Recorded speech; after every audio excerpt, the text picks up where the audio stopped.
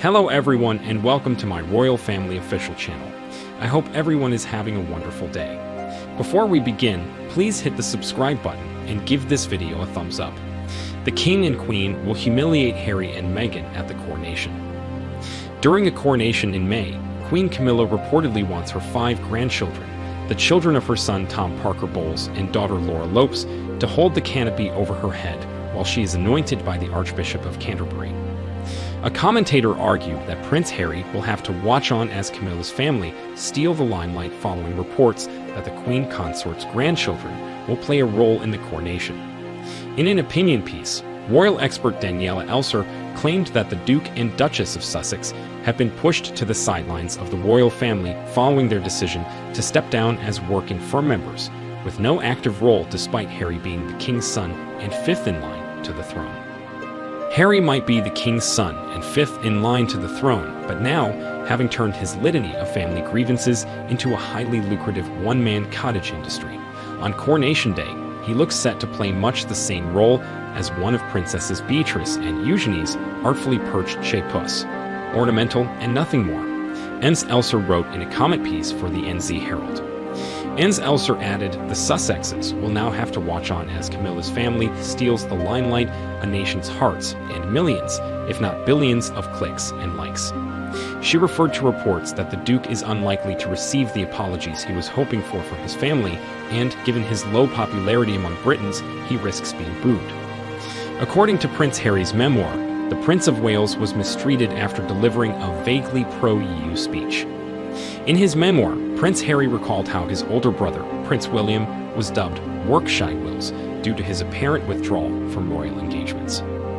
Writing in Spare, the Duke of Sussex said the papers were awash with stories about Willie being lazy, something he described as obscene and grossly unfair, as the elder prince was busy having children and raising a family. But the Duke pointed out another potential reason for the press's maltreatment: William's temerity to deliver a vaguely anti-Brexit speech. During a visit to the Foreign Office in February 2016, William gave a speech to British diplomats, saying the nation's ability to work with others was the bedrock of our security and prosperity. The Prince of Wales described Britain as an outward-looking nation with a long and proud tradition of seeking out allies and partners. He made no mention of Europe or the European Union, but did make mention of the United Nations, NATO, and the Middle East. In an increasingly turbulent world, our ability to unite in common action with other nations is critical, he said. It is the foundation of our safety and prosperity, and it is central to your work. Right now, the big questions you're grappling with in the UN, NATO, the Middle East, and elsewhere are predicated on your willingness to collaborate with others. There was debate at the time about whether the speech actually supported Britain's membership in the EU. For example, the Financial Times discussed the alleged controversy on its front page. Harry claimed in Spare that the speech was one of the reasons the press was gunning for his brother. First, he'd gotten them all worked up by refusing to play their game. Denying them unrestricted access to his family, he wrote, he refused to trot Kate out like a prized racehorse several times, and that was considered a bridge too far. Then he'd had the audacity to give a vaguely anti-Brexit speech, which really irritated them. Their bread and butter was Brexit. The royal family is expected to remain politically neutral and refrain from expressing their views on specific issues. Throughout her 70-year reign, Queen Elizabeth II managed to remain above the political fray for the most part. However, on rare occasions, the late monarch appeared to express her opinion.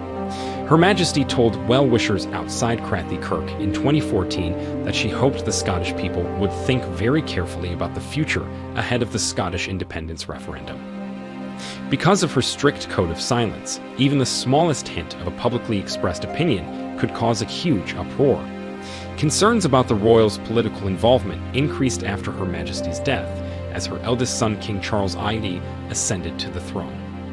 As a prince, Charles was known for being outspoken and for expressing his views on policy matters, both publicly and privately. Prince Harry has been dubbed a breathtaking narcissist for issuing an apology ultimatum ahead of the coronation. Before attending the coronation, Prince Harry is said to be demanding a private apology from his brother and father. The Duke's breathtaking narcissism is reflected in reports that Prince Harry is demanding a private apology for his brother and father ahead of the coronation, according to one royal commentator.